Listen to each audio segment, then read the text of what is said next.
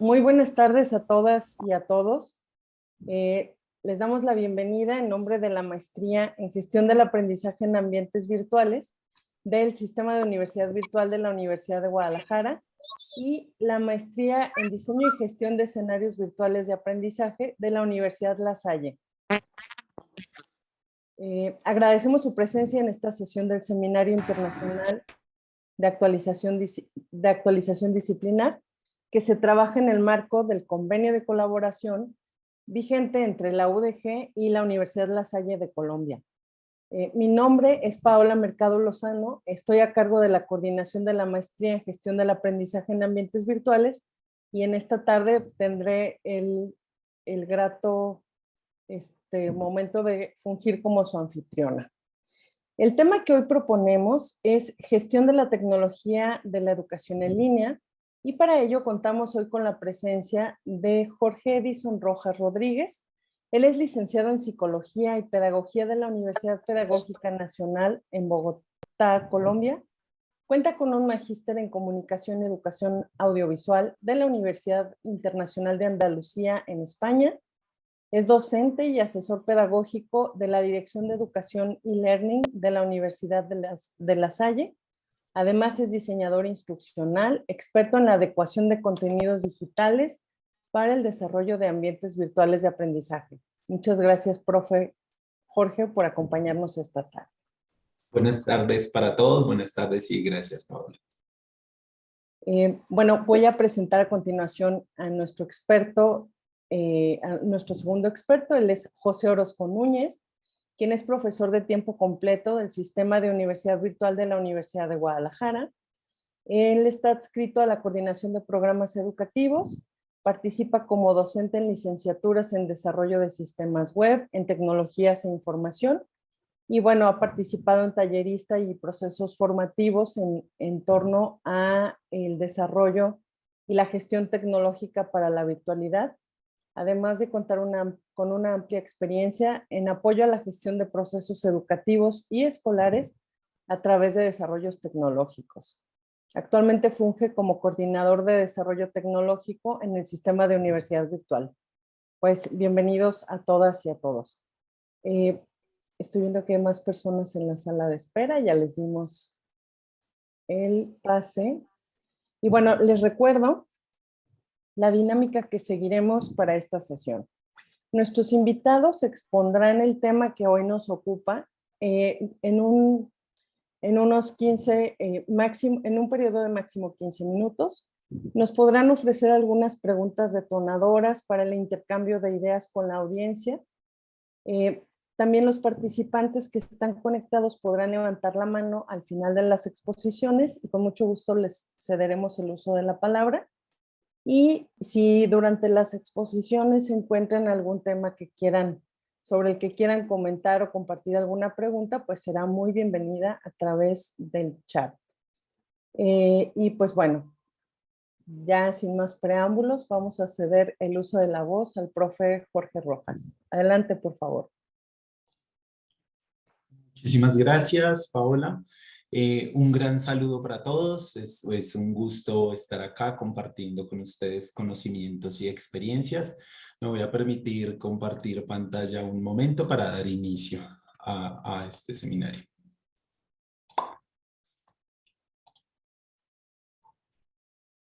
¿Me confirman si están ahí viendo? Sí, listo. Bueno, pues al recibir esta invitación tan grata para mí, donde me invitan a hablar sobre la gestión tecnológica en la educación en línea, inmediatamente fue un nombre que detonó en mí muchísimas cosas, particularmente con la segunda parte del título, y es la educación en línea. Resulta que me he cuestionado el por qué desde el mismo título, porque hablamos de educación en línea, estos conceptos que tenemos relacionados dentro de las TIC. Entonces vemos educación en línea, podría haberse llamado formación online, educación virtual, incluso e-learning. Entonces empecé a pensar qué es lo que sucedía allí alrededor de la conceptualización de estos términos. Y por supuesto, pues mi intención es un poco hacer el análisis de estos conceptos, por qué surgen y de dónde surgen, y de allí pues que podamos generar nuestro conversatorio. Inicialmente, para hacer una claridad conceptual, cuando hablamos de educación en línea, en sentido estricto de la palabra, nos referimos a lo que en inglés representa el online, que según el diccionario Oxford, dice que su significado es que está disponible o se realiza a través de Internet o otra red de datos. Es decir, una persona está en línea cuando vemos como en WhatsApp una persona que se conecta está en ese momento en línea. Entonces, ¿cómo podemos definir a una educación en línea si no todo el tiempo estamos conectados? Solo nos estaríamos educando mientras nos conectamos y estamos en línea. Entonces, valdría la pena ya interrogarnos qué es lo que sucede con todos estos conceptos. ¿Será que los estamos utilizando? ¿Estamos utilizando términos indistintamente? Porque entonces, así como dijimos educación en línea, podríamos llamarlo educación online, enseñanza virtual, formación virtual, educación virtual, formación en línea, e-learning, etcétera. Todos los conceptos, proceso formativo virtual. Entonces vale la pena hacer ese análisis y ahora nosotros que como docentes, nosotros estamos en una generación bien particular, mis estudiantes recordarán que hemos conversado sobre este tema, y es que nosotros, profes, todos los que estamos aquí, somos unos docentes que estamos en un eje coyuntural de la historia de la educación. Y esto es porque somos aquellos que recibieron sus procesos formativos a través de estrategias pedagógicas tradicionales y entre comillas análogas, pero somos docentes en un mundo digital. Entonces, ¿qué sucedió? Que cuando nosotros éramos pequeños, estábamos en nuestra escuela, colegio, en nuestra formación, si queríamos conseguir un texto, debíamos ir a la biblioteca, buscarlo, intentar profundizar, etcétera. Ahora, para acceder a la información, solo hace falta un clic. Antes, cuando nosotros nos formábamos, no estaba el Internet. Ahora está y seguramente no se irá. Somos los únicos docentes que recibimos una educación análoga, pero la tenemos que dar digital. Entonces, ya después vendrán docentes que se formaron desde lo digital y se mantuvieron el resto de su vida profesional en lo digital. Pero nuestro papel es coyuntural, y en ese sentido me parece muy importante que desde ya, teniendo en cuenta que estamos sentando las bases de lo que es de verdad la educación virtual, pues que tengamos la posibilidad siempre de analizar todos estos conceptos, de saber en qué momento deberíamos utilizarlos, en qué momento no, y que notemos esos vicios que probablemente puede suceder. Me preguntaba yo si ese es un error probablemente, o una situación que traemos de la pedagogía, una costumbre de muchas veces llamar determinadas cosas con los mismos nombres, determinados procesos. Entonces, a la educación le podemos decir el proceso educativo, proceso formativo, proceso de enseñanza-aprendizaje, procesos educacionales, procesos de enseñanza-aprendizaje, procesos de enseñanza y aprendizaje. Entonces, muchas veces todos estos conceptos que pueden tener teóricamente pequeñas sutilezas y diferencias, pues muchas veces lo que hacemos es que los utilizamos simplemente como sinónimos. En términos de la educación virtual, es muy importante tener presente que hay una serie de variables para definir todos estos conceptos. Entonces resulta que estas variables deberían ir alrededor de estas categorías que vemos allí. Del tiempo, si cuando yo realizo el proceso formativo se da de una manera sincrónica o asincrónica. El espacio, es decir, si yo puedo realizar el proceso formativo de manera presencial o remota. Si hay acceso a Internet, porque ya podemos entender que educación en línea, sí, tengo que estar en línea, pero para yo formarme en una educación virtual, no necesariamente tengo que tener acceso a Internet constantemente. Y para finalizar, los dispositivos electrónicos que podríamos definirlo como los recursos físicos. Entonces, en este sentido, vale la pena de verdad ponernos a pensar en estas categorías y ubicar un poco lo que sucede a nivel en términos de virtualidad. Me gustaría mucho, no sé si es fácilmente desarrollable. Sé que no tengo mucho tiempo, sin embargo, me gustaría a través del chat, les voy a compartir un enlace en donde he realizado, es simplemente una pequeña encuesta, la pueden ir desarrollando mientras conversamos, no pasa nada, no es evaluable, no, es simplemente para que nos ubiquemos teóricamente alrededor de estos temas y estas categorías que hemos dado. Si a mí me dicen educación virtual, ¿yo qué me imagino? Que es asincrónica, asincrónica, presencial, remota y etcétera. Y podemos marcar, por supuesto, las que consideremos que sí hacen parte de. Tenemos educación virtual, educación a distancia, educación presencial y por aquí abajo, educación en línea y blended learning. Me voy a permitir compartir ese enlace para que lo vayamos diligenciando. Es simplemente como un proceso autorreflexivo de cómo estamos cada uno de nosotros entendiendo estos conceptos, porque vale la pena hacer esta conceptualización de una manera muy detallada. Entonces, con estas variables a tener en cuenta, podemos entrar a pensar y definir entonces algunos de estos conceptos que hemos visto previamente. Por ejemplo, la educación en línea, como veíamos, de acuerdo a la definición del diccionario de Oxford, representa el hecho de yo estar conectado a la línea. Es decir, educación en línea es que yo participe de manera sincrónica todo el tiempo. Eso es una pregunta que se queda ahí, pero ningún proceso formativo probablemente sea de esa manera, salvo la educación presencial, que es sincrónica, por supuesto se dejan tareas, pero es en su mayoría sincrónica. Y en ese sentido, importante pensar, bueno, ¿en qué situaciones se puede dar verdaderamente la educación en línea?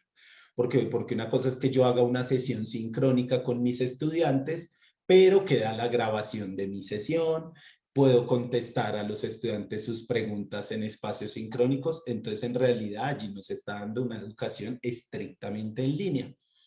Podríamos decir que cuando llegó el COVID-19, allí se dio algo cercano a lo que era una educación en línea, porque al menos en Colombia lo que hicieron los colegios fue optar porque los chicos se quedaban en casa y veían sus clases 6 horas o 7 horas o 5 horas sentados enfrente del computador recibiendo la clase presencial, como si fuera presencial, simplemente en un espacio diferente.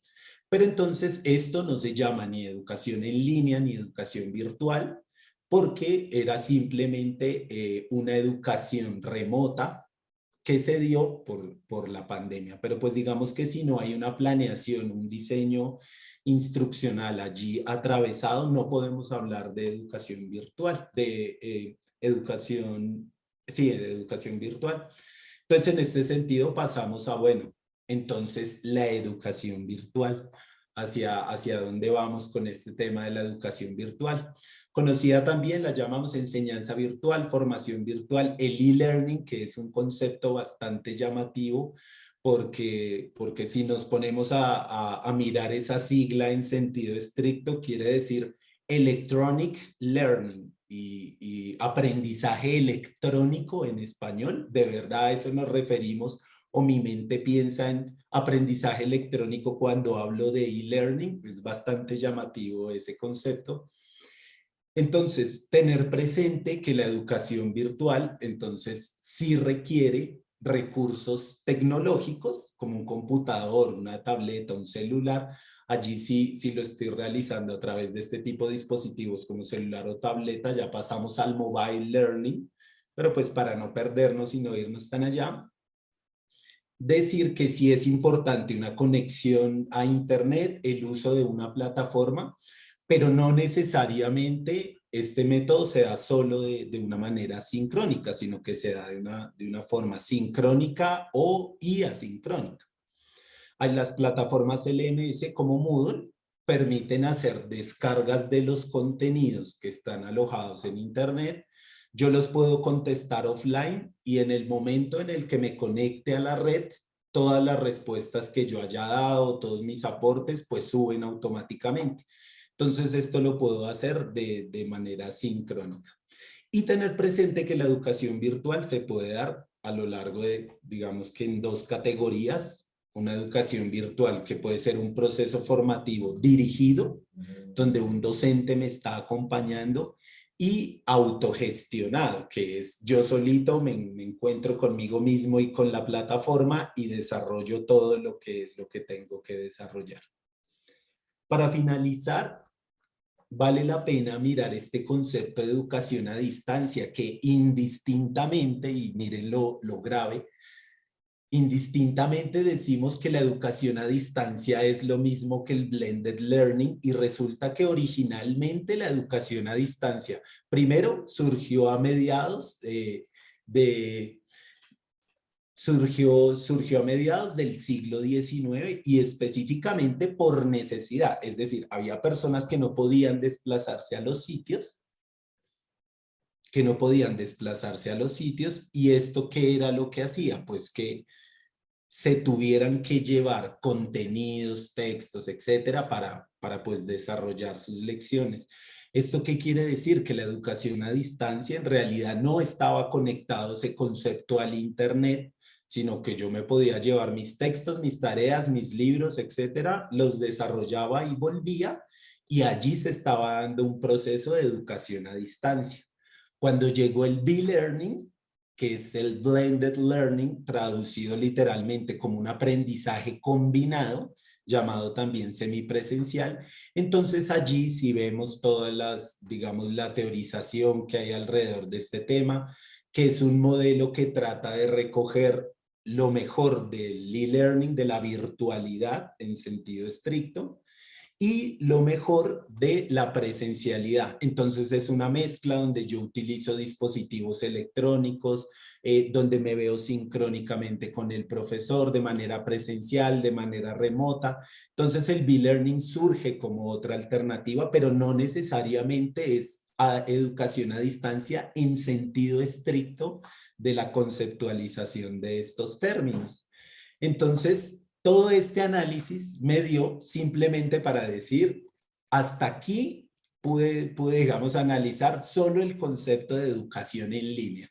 Entonces entenderán que el tiempo no daba tampoco para llegar mucho más allá con, este, con esta exposición. Sin embargo, sí me parecía importante dejar esta conceptualización acerca de esos términos puntuales, la utilización que les damos, y decir, por supuesto, que con respecto a la gestión tecnológica, entonces, una vez que hemos definido de qué requerimos nuestra gestión tecnológica, es de educación virtual, es de e-learning, es de educación a distancia, de acuerdo a ello, entonces nos preguntamos sobre el contexto, sobre la población en términos geográficos, demográficos, el contexto general de los antecedentes y el presente, la realidad que vive cada una de las personas, y a partir de allí pues surge la posibilidad del desarrollo de planeaciones, diseño instruccional, gestión del conocimiento, herramientas digitales y etcétera. La gestión tecnológica va un paso más allá después de que hemos definido y desarrollado, de que hemos elegido mejor el concepto adecuado por medio del cual queremos trabajar. Entonces, hasta aquí mi presentación y muchísimas gracias. Muchas gracias, profe Jorge Rojas. Vamos a ceder el uso de la voz al maestro José Orozco. Hola, muy buenas tardes a todos. Es un placer estar aquí con todos ustedes para compartir experiencias y conocimientos en este foro. Me voy a permitir compartirles la pantalla con mi exposición.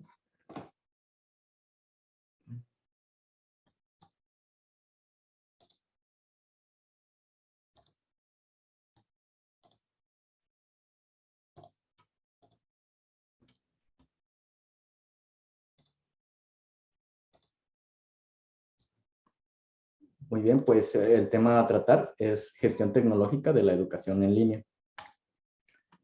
Para abordar este concepto, lo primero que me gustaría es definir qué es la gestión tecnológica. Pues me encontré una definición que me gustó bastante navegando por la web, que dice que la gestión tecnológica es el proceso de adopción y ejecución de decisiones sobre las políticas, estrategias, planes y acciones relacionados con la creación, difusión y uso de la tecnología. Es decir, pues prácticamente todo lo que tenga que ver con la administración de la tecnología en alguna institución o organismo. En el caso de la educación en línea, pues también necesita de tener una gestión tecnológica. Y desde esa parte es donde yo más o menos tengo un poco de experiencia y les quisiera compartir las cosas que se tienen que tomar en cuenta a la hora de estar gestionando la tecnología. Esta plática la quisiera abordar desde dos puntos, que serían los que son, para mi gusto, los retos más importantes o de los más importantes de la educación en línea. ¿Cuáles son estos retos?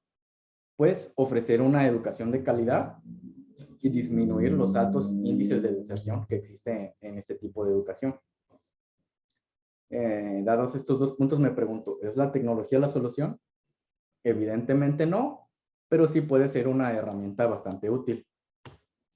A partir de esto, me di a la tarea de tomar aspectos tecnológicos que podemos considerar para ofrecer o resolver o ayudar a controlar el primer punto, que sería ofrecer una educación de calidad.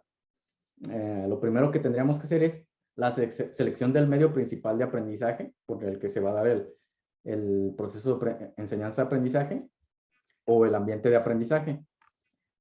Tenemos, por ejemplo, las plataformas de aprendizaje o LMS, Learning Management System. Algunos de los más populares, pues, es Canvas LMS, Moodle, Blackboard, Google Classroom. Estas plataformas normalmente se pueden utilizar para cuando un curso es con retroalimentaciones asíncronas, que son cursos largos en los que puede haber actividades asíncronas y actividades síncronas. También tenemos otro medio de aprendizaje que podrían ser las plataformas que de hecho se pusieron bastante de moda durante la pandemia, que son las para hacer videoconferencias, como Google Meet, Zoom, Blue Button, Microsoft Teams, entre otras. Y estas pueden ser usadas para clases síncronas, que son de una solo día o varios días, pero que no necesitan llevar como una secuencia. Y también tenemos las redes sociales, principalmente YouTube, que se ha usado mucho para difundir el conocimiento, Facebook o WhatsApp. ¿Qué otros aspectos podemos considerar para ofrecer una educación de calidad? Hacer cursos atractivos que tengan una experiencia de usuario buena y una interfaz de usuario buena, es decir, que se vean bonitos. Y aparte que sean fáciles de usar o de entender, que puedan ser accesibles por todos.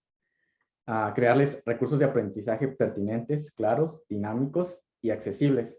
Esta parte de accesibilidad se refiere a que cualquier persona, a pesar de ciertas discapacidades o problemas, puedan también tener las mismas condiciones de aprendizaje. Y pues hacer un curso 100% accesible pues es muy difícil o por no decir imposible. Pero podemos seguir los estándares de calidad de la W3C, que están en ese link que pongo. Y además hacer diversos tipos de actividades en los cursos, ya sean individuales o colaborativas. Aquí les pongo unas cuantas herramientas que se pueden usar para la creación de recursos de aprendizaje, de los más simples como la paquetería de Office, a algo un poco más avanzado que es usar la suite de Adobe Cloud, que incluye programas como Premiere, Photoshop, Illustrator, etcétera. Una aplicación para grabar video de la pantalla, como Camtasia, en la que puedas crear recursos grabando tu pantalla mientras tú hablas. Recursos interactivos como H5P, Genially, o pizarras síncronas interactivas como Padlet o Google Jamboard. Además de, una vez que ya tenemos definidos la plataforma, el medio de aprendizaje y los recursos que llevará cada curso, tenemos que definir otros servicios que debe tener en cuenta o que se pueden ofrecer a los profesores y estudiantes, ya sea como servicios escolares, en los que se contempla la aspiración, registro a cursos y materias, solicitud de documentos, solicitud de becas y condonaciones, bajas, egreso y titulación, alguna herramienta para que se pueda llevar el proceso de tutorías entre un estudiante y un tutor o un profesor que te pueda ir guiando, servicios bibliotecarios que te den acceso a bases de datos con libros, editoriales, etcétera. Un repositorio institucional en el que puedas ir subiendo tus recursos.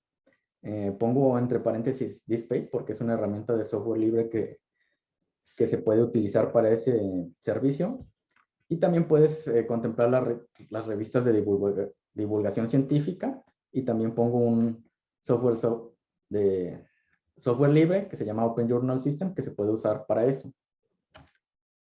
Y una vez que tienes ya definidos tu medio y tus servicios, pues hay que ver cómo vas a soportar todos esos servicios. Es decir, tu infraestructura tecnológica. ¿Qué se debe contemplar en eso? La capacidad en servidores, de almacenamiento y procesamiento, proveedor de internet, la infraestructura de red que vas a tener, el conexión y ancho de banda para atender a todos tus usuarios. Y además, un tema que está bastante en auge ahorita, que es la seguridad, porque están de moda los ataques informáticos, incluyendo a las universidades virtuales. No se libran de esto. Y lo que recomiendo yo sería crear un plan maestro de seguridad en donde contemples y definas medidas preventivas de seguridad, mantenimiento y actualización de servidores, un firewall que te proteja de ataques de red, definir una estructura de usuarios adecuada, qué se puede hacer en caso de que sufras un ataque informático o qué hacer cuando tu servidor ya está comprometido, es decir, que ya tiene virus o algún intruso. Y además un plan de respaldos en el que incluyas los respaldos que se deben hacer de qué servicios y hacer simulacros de restauración de esos respaldos. Porque puedes tener varios respaldos, pero no estar seguro de que funcione. Y a la hora de que quieras restaurarlos y ya no funcione, pues podrías perder toda tu información. Alternativamente a tener tu propia infraestructura, pues ya existe la tecnología que es la nube. ¿Qué beneficios tiene una con otra de tener tu propia infraestructura o tener infraestructura en la nube?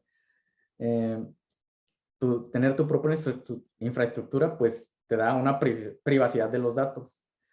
Teóricamente la nube también te permite ya tener privacidad de los datos, pero aún así muchas personas no confían en que la nube te permita o te dé esa privacidad que quiere la universidad. Y además te da libertad en cuanto a la utilización de los recursos de hardware físicos. En contraparte, ¿qué te aporta tener tu infraestructura en la nube? Pues que no tienes que estarle manteniendo y además que es fácilmente escalable. Algunas empresas o servicios que ofrecen la nube son Amazon Web Services, Google Cloud o Azure, que es una solución de Microsoft. Esta infraestructura en la nube puede ser en varios niveles, que son definidos en un software como servicio, es donde la nube ya te ofrece prácticamente la aplicación, que tú ya nomás tienes que estar entrando como un usuario y usar la aplicación, como Moodle Cloud, que te da la alternativa de tener tu Moodle ya montado y no te tengas que preocupar por el servidor, ni ataques informáticos, ni nada de eso. Gmail también sería un ejemplo de infraestructura en la nube, digo, de servicio, software como servicio. Plataforma como servicio, que esto es un poco más para desarrolladores, para que te da el servicio de que puedas tener tu infraestructura de desarrollo sin que tú también te tengas que preocupar por el hardware. Y la infraestructura como servicio, que te permite tener ya tus servidores, tu almacenamiento, todo montado en la nube. Esto de la nube es en varios niveles y tú puedes seleccionar qué tanto quieres que los servicios que ofrezcas puedan estar acoplados a la nube y qué tanto tú puedas tenerlo en tu propia infraestructura. Adicionalmente a esto de la infraestructura, hay otra cosa que mucha gente no se preocupa a la hora de la toma de decisiones en la gestión tecnológica, que es la administración de plataformas. Normalmente se piensa que un desarrollador o un administrador de hardware son los que pueden estar administrando tu plataforma, pero en este caso yo recomendaría que no, que tuvieras a una persona específica, porque normalmente las plataformas necesitan una curva de aprendizaje que no puede estar atendiendo un desarrollador o una persona de soporte. Pasando al siguiente reto que les comenté, que era reducir la deserción. ¿Qué estrategias podemos tener a partir de la tecnología? Pues una de ellas precisamente es el primer reto que les planteé, que sería ofrecer una educación de calidad. Pienso que si la universidad ofrece educación de calidad, es más difícil que las personas se salgan o deserten de sus cursos. ¿Qué otras estrategias podemos tener?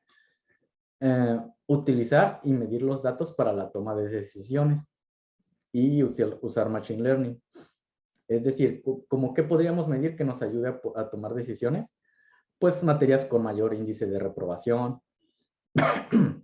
perdón, comportamiento del estudiante en cada uno de sus cursos y de forma general, el comportamiento de los profesores también, si califican o no a tiempo.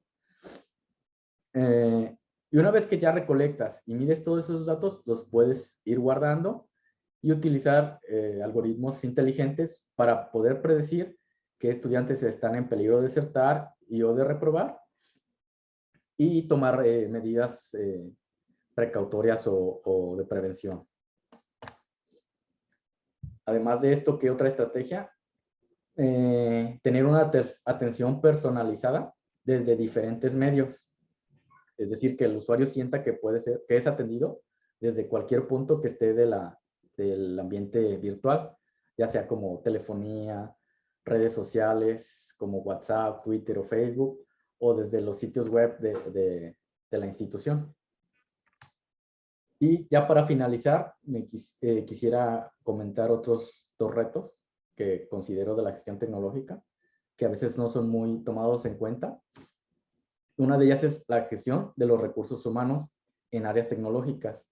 Muchas veces se piensa que teniendo una infraestructura de hardware fuerte con buenos sistemas es suficiente, pero no toman en cuenta que también tener personal capacitado con experiencia es bastante importante. De hecho, como reto yo incluí que en esta gestión tecnológica uno de los retos es conseguir personal capacitado, prevenir la fuga de talento hacia empresas tecnológicas, porque de hecho es muy difícil competir contra empresas privadas con los altos salarios que les ofrecen normalmente las personas que son buenas en este tipo de conocimientos.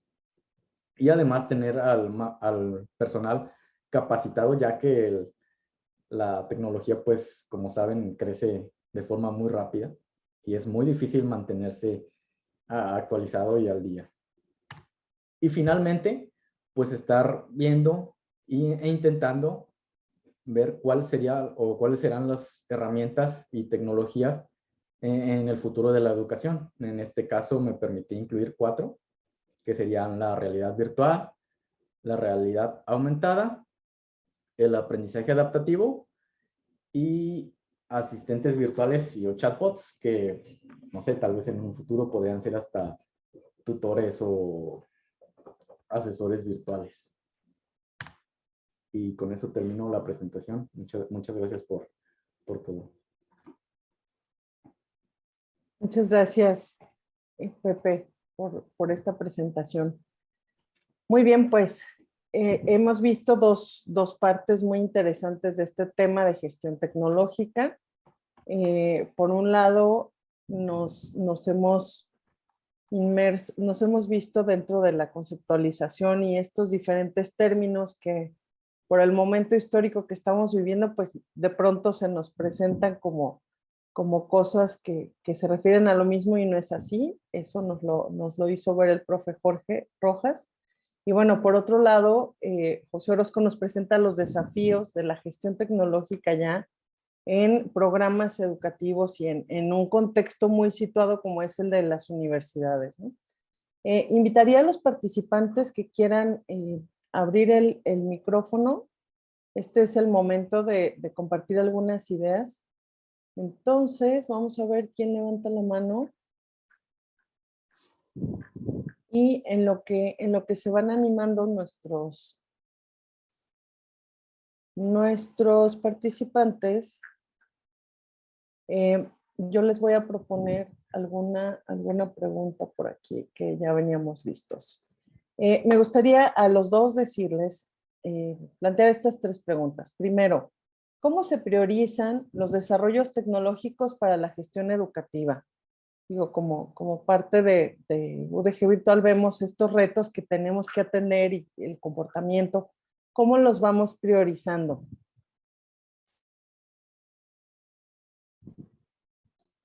Bueno, precisamente en ese sentido, por eso yo traté de organizar mi presentación en base a 2 de los retos principales.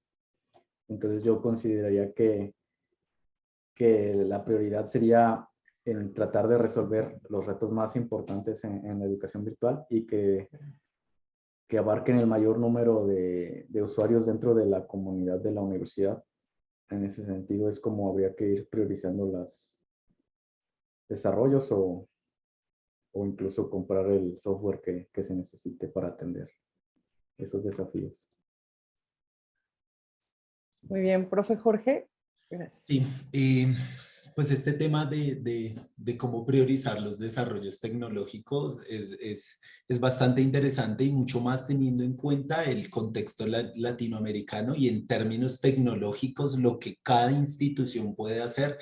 Casi que las instituciones educativas son universos diferentes en términos de recursos físicos, de recursos en general, mediante los cuales pueden acceder o no a los recursos tecnológicos.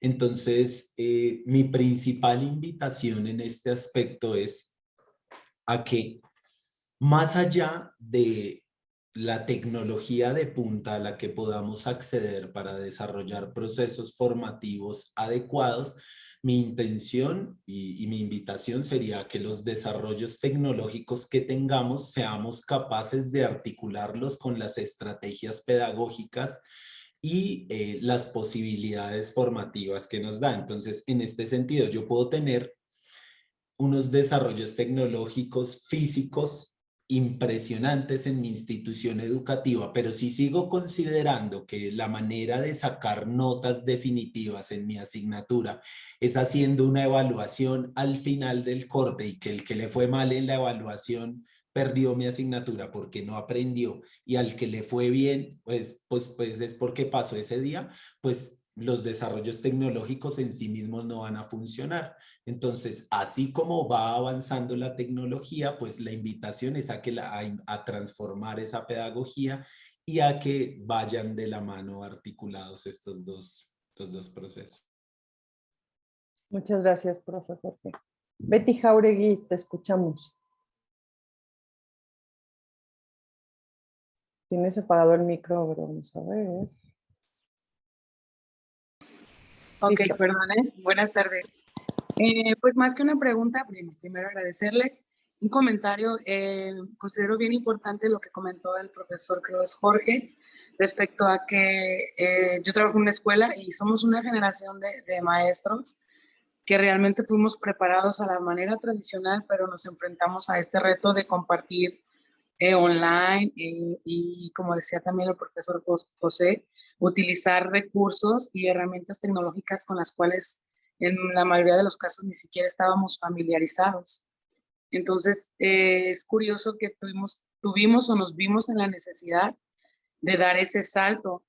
Yo desde antes ya estudiaba en UDG Virtual y eso me ayudó muchísimo porque entiendo cómo se manejan las plataformas, la cuestión de entregar tareas vía remota, la necesidad de trabajar en una plataforma, pero sí ha sido complicado tal vez el vincular, cambiar de ese sistema tradicional al sistema online, en la mayoría de los casos, sobre todo los que somos pues docentes o maestros.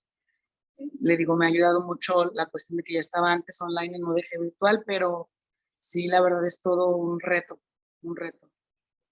Nada más comentar esto. Gracias. Muchas gracias, Betty.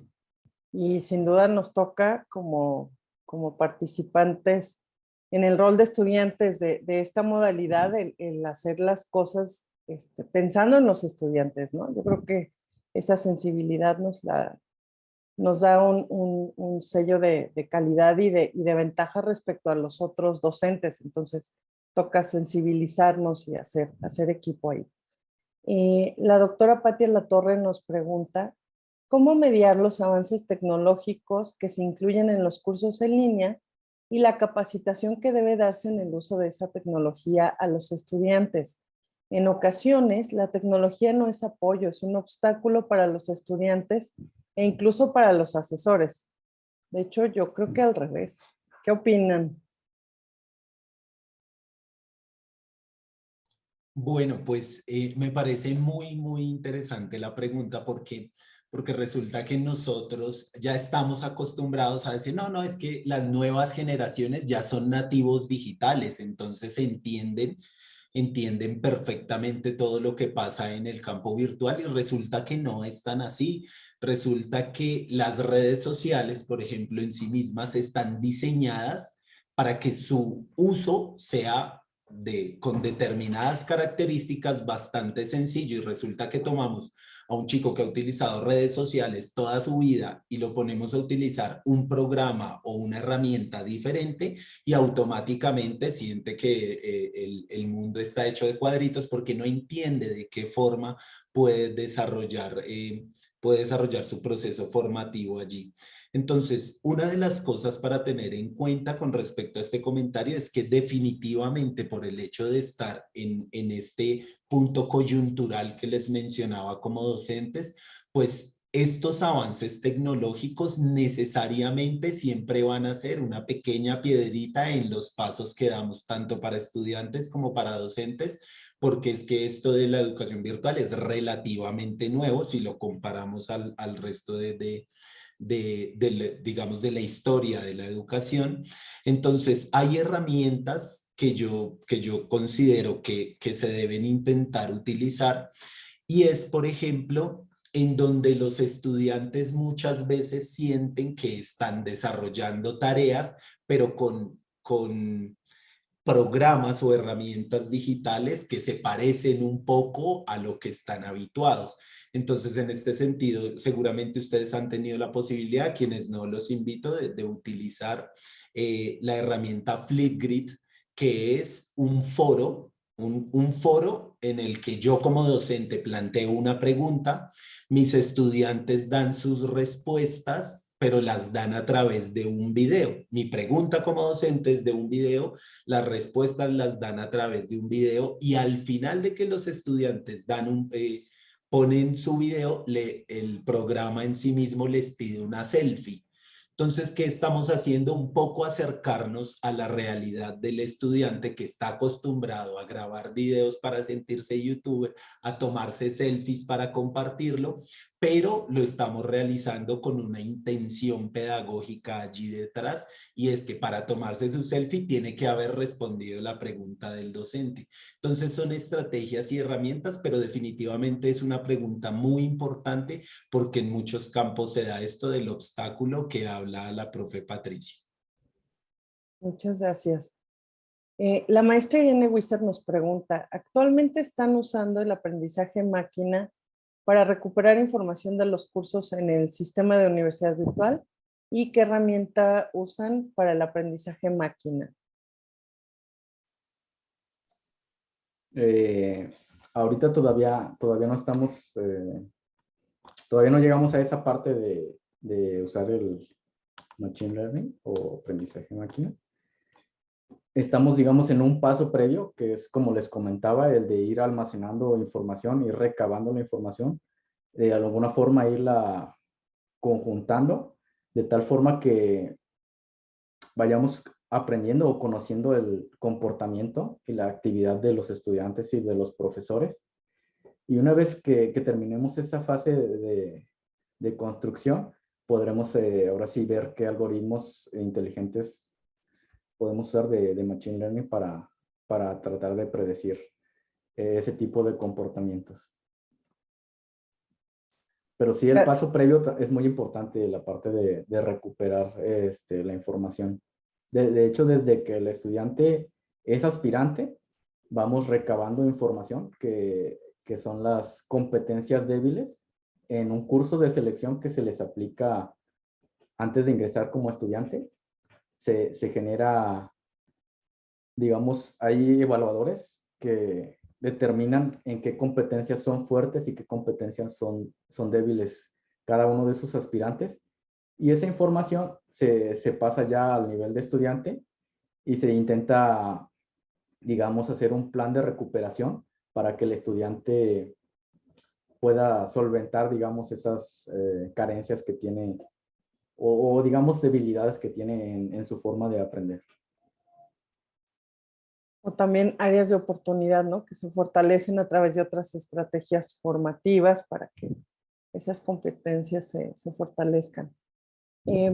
Rey Jesús Cruz Galindo nos dice, en el caso de la figura que participa como facilitador, tutor o asesor, ¿qué elementos o dimensiones se evaluarían de su desempeño?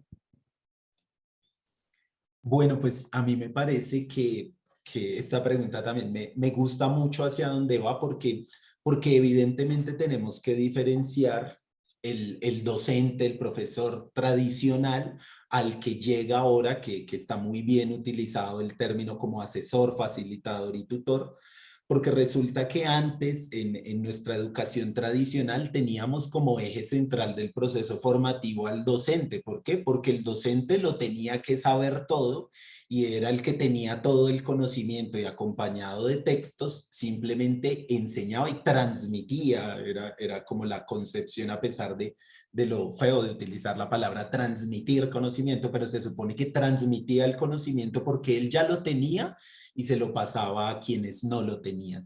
Ahora resulta que ha cambiado completamente este rol y este paradigma porque es que los docentes ya no tienen que tener el conocimiento, la información como tal. La información la tiene Google y los estudiantes acceden a la información a través de un clic.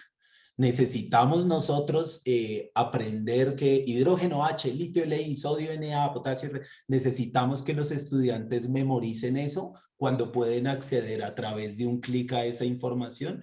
Entonces, el rol del docente muchas veces, ya en este nuevo paradigma, no se da en tanto por el conocimiento que pueda tener para transmitir, sino en de qué forma puede intentar organizar y estructurar un poco las ideas que tiene el estudiante rodeado de tanta información, ya hasta llegar al concepto de infoxicación, una intoxicación de tanta información, llega el docente un poco a organizar todas esas informaciones y también a ejecutar ese rol en el que se debe preguntar, bueno, ¿será que yo tengo que enseñar a mis estudiantes a memorizar cosas o a curar la información? Es decir, que tenga unas competencias adecuadas como para entrar a Internet y saber filtrar entre lo que necesita y lo que no.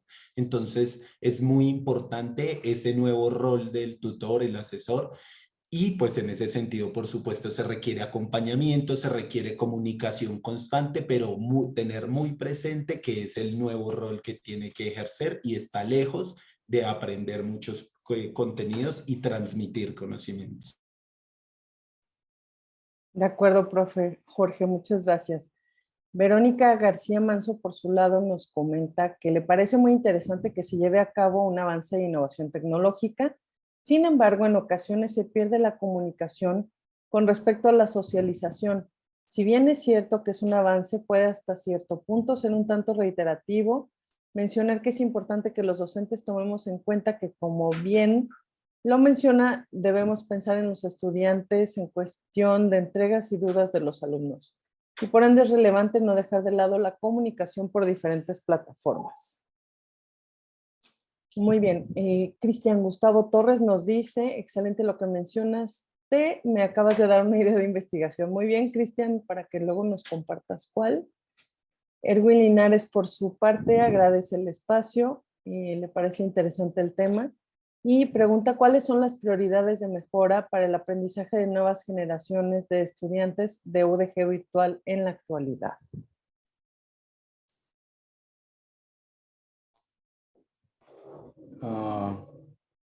Pues como lo comenté en la parte de los retos de ofrecer una educación de calidad, pues es crear cursos que sean atractivos para los estudiantes, sobre todo en la cuestión de que sean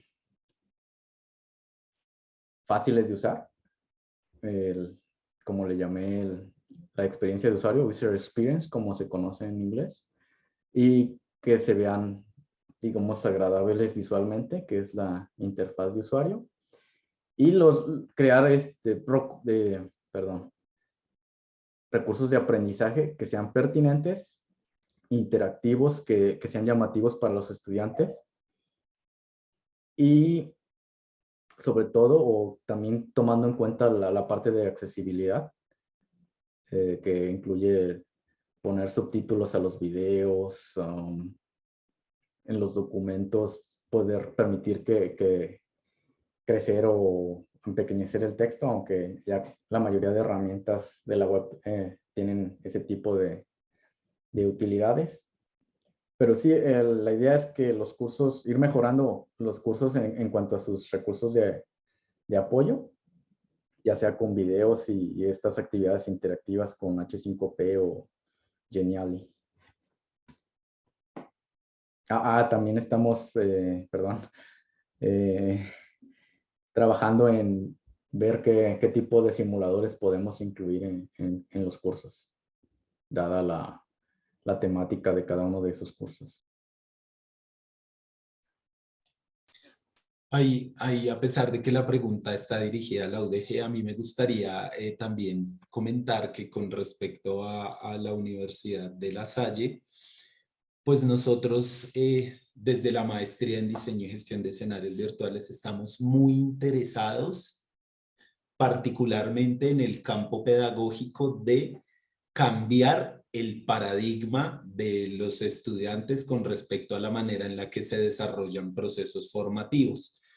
Esto se da a través del diseño instruccional entendido desde la tecnología. Podría definirse como diseño tecnopedagógico. Entonces, un poco recordando lo que hablábamos hace un momento, y es que por más avances tecnológicos que tenga una institución educativa, los docentes que estemos allá, los tutores, pues tenemos que saber sacar ventaja de ello para realizar unos procesos formativos que den cuenta del contexto en el que me estoy desarrollando, en el que estoy trabajando, en el que estoy actuando laboralmente, y en ese sentido, tener presente algo muy puntual, y es los estudiantes de esta generación son estudiantes diferentes a cuando nosotros éramos niños. Por ende, los docentes de esta generación debemos ser diferentes a los que había cuando nosotros éramos niños, ya que los contenidos que se deben enseñar para esta generación son absolutamente diferentes, entre comillas, a lo que se enseñaba antes, por lo que hablábamos de que ya no necesitamos tanto contenido, necesitamos una reestructuración de la información que tenemos en la cabeza y que nuestros estudiantes tienen. Muchas gracias, profe Jorge. Y en este mismo orden de ideas, Francisco Javier Martínez nos propone un comentario y una pregunta. Desde un punto de vista pedagógico, en el proceso cognitivo del alumno, ¿cuál es la edad conveniente de estar o utilizar el método de B-Learning, ya que al ser un método híbrido, el alumno debe ser un tanto autodidacta? ¿Qué opinan?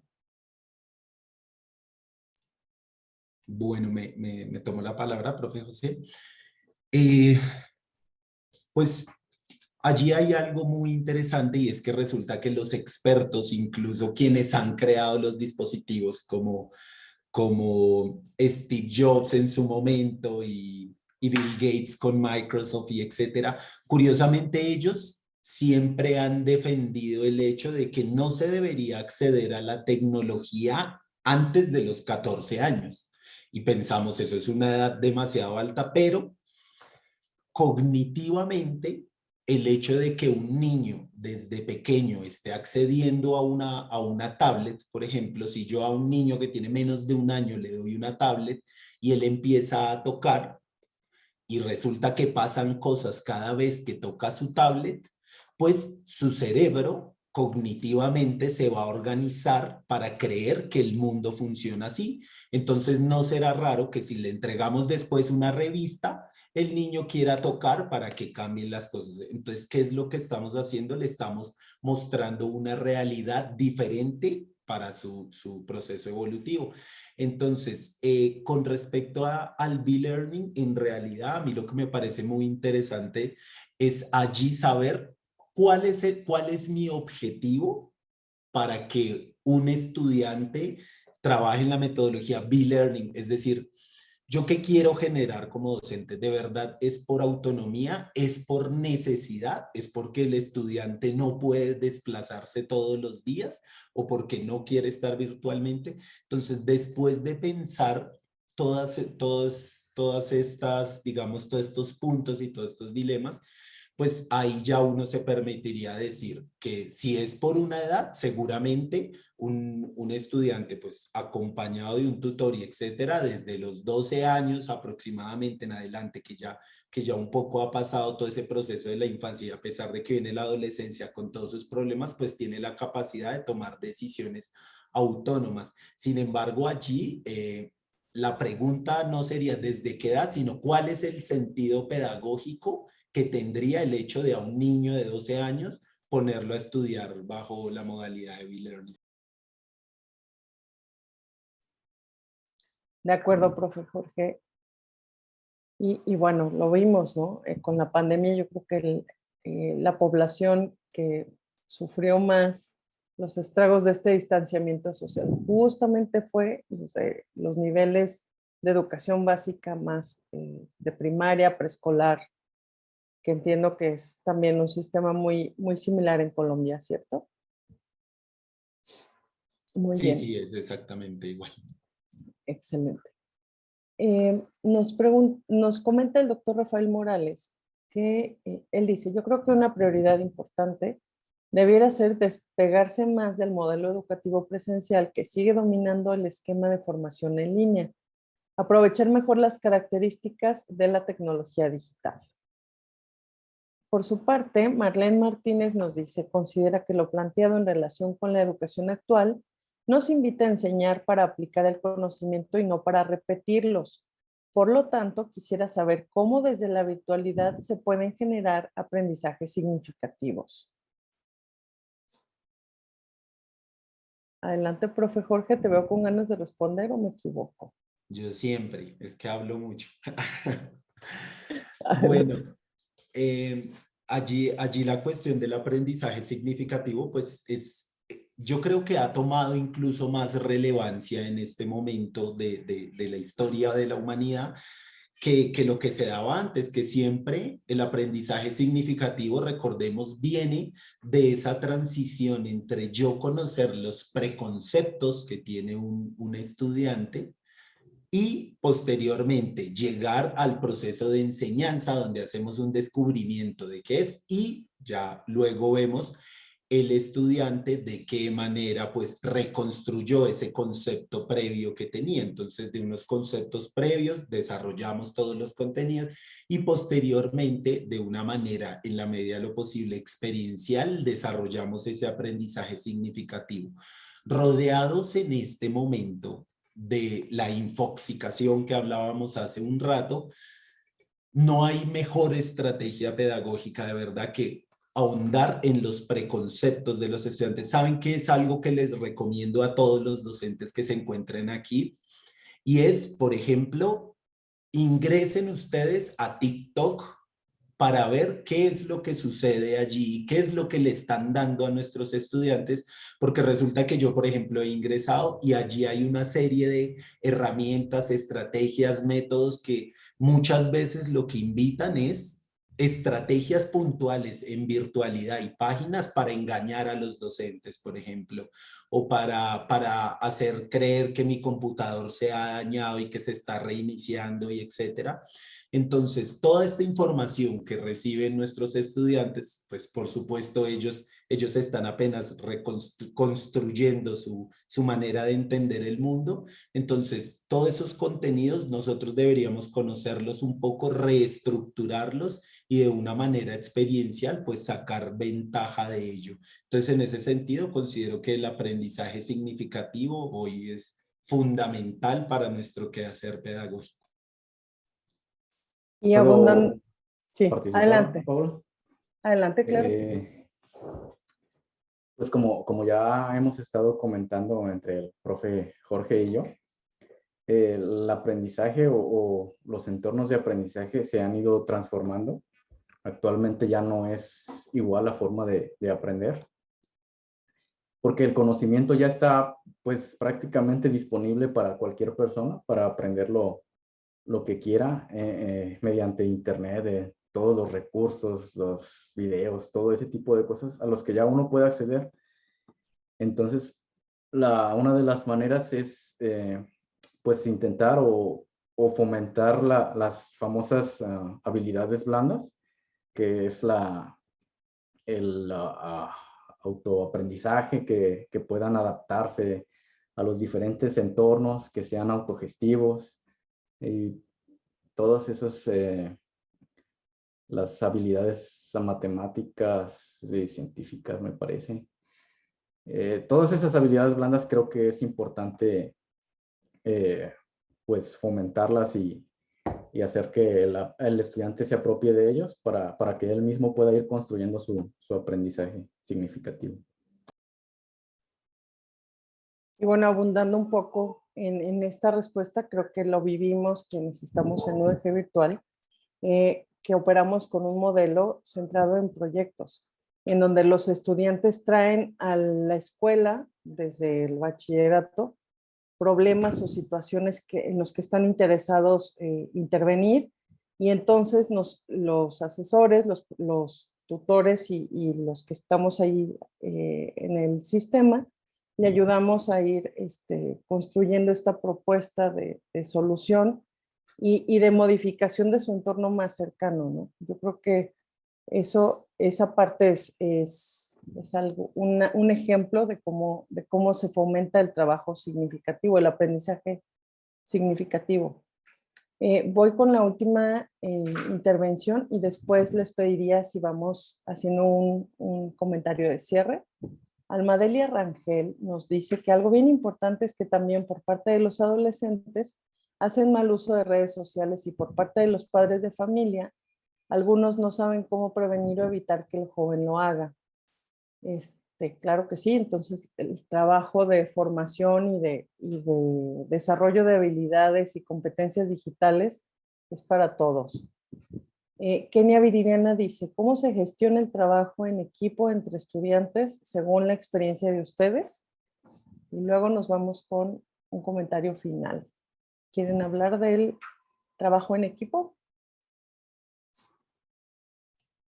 Sí, pues este es un tema bastante difícil, es una pregunta muy abierta en el sentido que si hablamos de estudiantes de 12 años, por ejemplo, que están en su escuela o colegio, pues es absolutamente diferente esos trabajos en equipo a estudiantes universitarios, por ejemplo, las motivaciones y el sentido en sí mismo de querer trabajar en equipo, pues es absolutamente diferente, incluso las herramientas tecnológicas que podrían utilizar allí son diferentes. En ese sentido, pues para para el trabajo en equipo, la invitación es que como docentes efectivamente ubiquemos el contexto en el que están nuestros estudiantes, sepamos cuáles son sus intereses y motivaciones y de allí podamos utilizar herramientas adecuadas para la edad en la que estemos desarrollando. Por ejemplo, es bastante fácil, es mucho más sencillo crear grupos de trabajo con herramientas digitales en grupos universitarios, por ejemplo, donde los estudiantes universitarios en sí mismos tienen el interés de interactuar con el otro porque se sienten en una edad en la que quieren hablar con otras personas, compartir y etcétera, a unos niños que probablemente por timidez no quieren hablar, no quieren participar. Entonces, en ese sentido, pues dependiendo de la modalidad, dependiendo de si es educación puramente virtual, si es e-learning, dependiendo pues la situación demográfica, pues de allí es de donde se toman las estrategias. Muchas gracias, profe Jorge. Creo que la pregunta que hace Marco Antonio Rodríguez podría ser un poco el cierre de estas intervenciones. Por los avances y actualizaciones que tenemos esta modalidad de aprendizaje en línea. Su pregunta es si hay desventajas en la modalidad en línea en comparación con la presencial. Muy oportuna su pregunta. Sí, de hecho, bueno, puedo participar, perdón por anticiparme, maestro Jorge. Sí, de hecho, es otro de los grandes retos de la educación virtual, considero.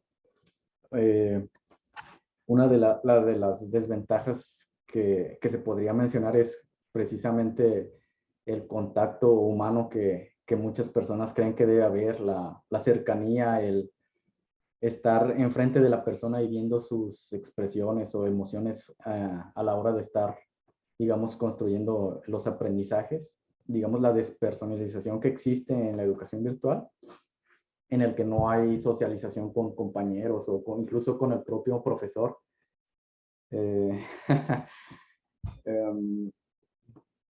Y para muchas personas precisamente consideran que aún la educación tradicional es todavía mejor que la virtual.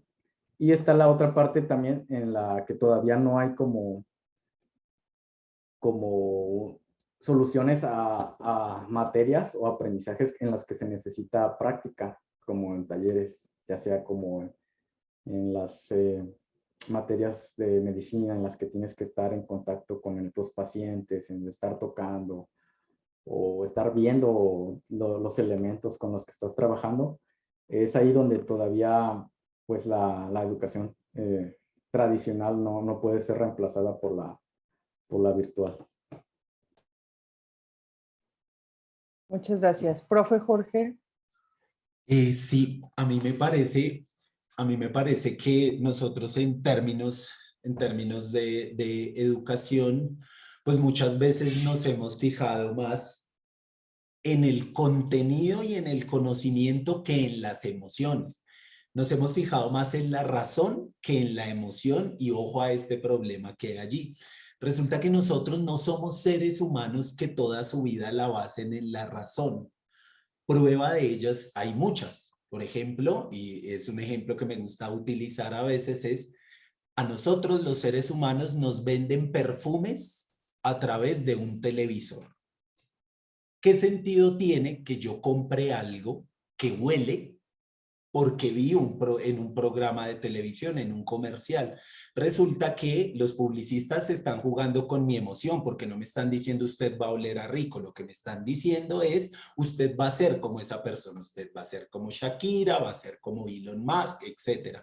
Entonces están atendiendo a la emoción. Nosotros somos seres de emociones y cuando empezaron, por ejemplo, los Kindles, estos libros digitales que se pueden cargar, entonces decíamos, pero el olor de un libro cuando yo lo abro y el pasar las páginas es absolutamente emocional. Racionalmente, solo puedo cargar un libro por el peso. En el Kindle puedo llevar 300 libros y si cambio puede variar. Entonces, pero nosotros somos emocionales. Nosotros somos seres humanos solamente, en filosofía y en psicología se habla que somos seres humanos solamente cuando se da la relación con el otro. Cuando el otro me reconoce, es que yo me asumo a mí mismo como ser humano. ¿Esto qué quiere decir? Que es absolutamente importante el contacto, la necesidad de compartir, como dice el profe José, este contacto real es tan importante que imagínense que el mundo virtual está intentando recrearlo. O que es Second Life, donde yo creo un avatar, me meto en un mundo, hablo con la gente, o lo que está haciendo Mark Zuckerberg en Facebook de crear un metaverso, que es donde yo me puedo ir, conectar, ver a las personas y en cierto sentido interactuar. Entonces, claro, allí la pregunta es, allí esta pregunta es muy interesante, pero la respuesta es el aprendizaje en línea y el aprendizaje presencial, casi que yo diría no se pueden comparar. Son dos cosas diferentes que evidentemente ambas tienen ventajas, ambas se pueden nutrir una de la otra, son dos procesos formativos diferentes, pero yo estaría casi seguro que nunca podremos decir la educación en línea es tan maravillosa que vamos a omitir de por vida lo presencial, porque lo presencial es el otro para mí es emoción y nosotros somos seres emocionales. Y tampoco a la inversa, ¿no, profe? Yo creo que Claro, claro. después de estos años de experiencias tan duras como las que vivimos a partir de la pandemia, hemos desarrollado y aprendido que podemos coexistir y que debemos tomar las mejores prácticas y las ventajas que ofrece una modalidad y la otra, ¿no? Eh, bueno, acá quisiera compartir rápidamente un comentario que me llegó nada más a mí. El doctor Morales nos dice que él observa como principal desventaja que la educación virtual demanda autogestión del aprendizaje y una motivación de parte del estudiante y castiga un poco la dependencia en el docente como la fuente de conocimiento, ¿no? Que esta visión tradicional. Muy bien, pues estamos ya cerrando esta sesión. Les agradecemos mucho su participación y me gustaría que ambos, nuestros expertos invitados, el profe Jorge y el profe José, nos pudieran compartir sus reflexiones finales respecto a este tema, centrándonos un poquito acerca de algunas recomendaciones a nuestros estudiantes. Tenemos estudiantes también de pregrado que hoy nos están acompañando, así que los escuchamos con atención. Profe José, si quieres empezar, está bien.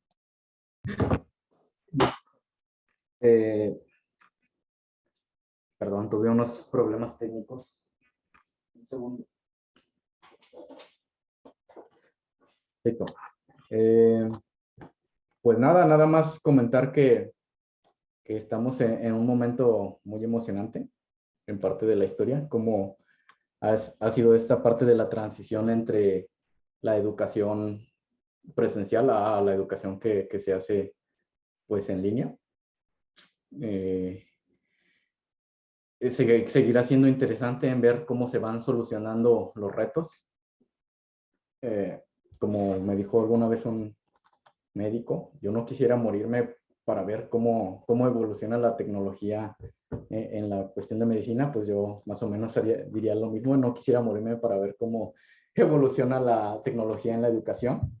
Creo que son muchos los retos.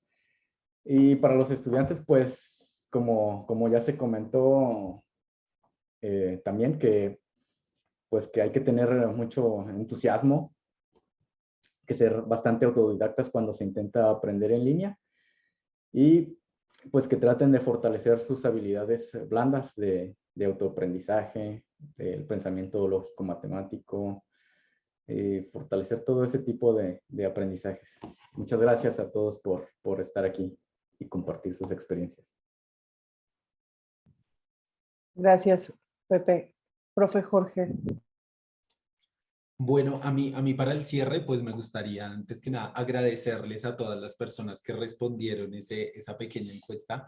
Es muy interesante lo que sucede. Me va a permitir compartir pantalla, prometo no demorarme mucho, simplemente para compartir algunas de las respuestas de las 29 personas que participaron en esta mini actividad. Pues resulta que es bastante interesante que estos conceptos son tan difíciles de comprender porque todavía estamos en medio ahí como de una nebulosa, que algunos de nosotros pensamos, por ejemplo, que para desarrollar de manera óptima la educación virtual, al menos uno de nosotros lo cree, es necesario estar presencialmente en el lugar.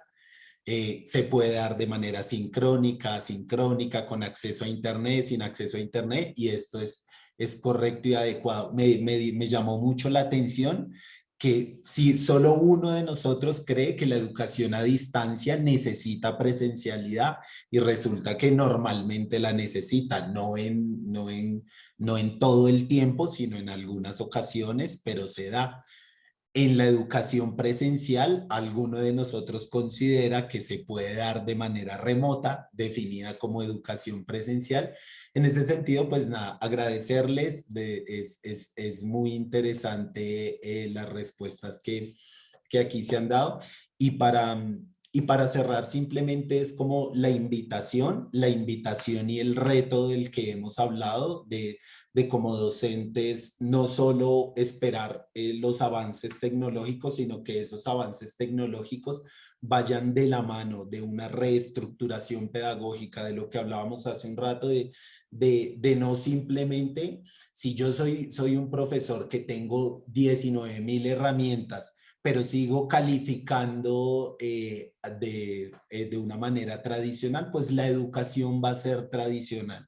Si yo tengo un carro en el que ando a 20 kilómetros por hora, porque así es como yo he vivido toda mi vida, y compro un mejor carro así tenga el Ferrari, pero yo si quiero seguir manejando a 20 kilómetros por hora, pues todo va a andar en mi mundo a 20 kilómetros por hora. Entonces es la invitación de nosotros también irnos adaptando a las nuevas tecnologías, irnos capacitando y pues nada, entonces que este punto coyuntural de que somos como docentes, pues nos tome muy bien formados y muy bien preparados, que de nosotros pues depende las generaciones venideras.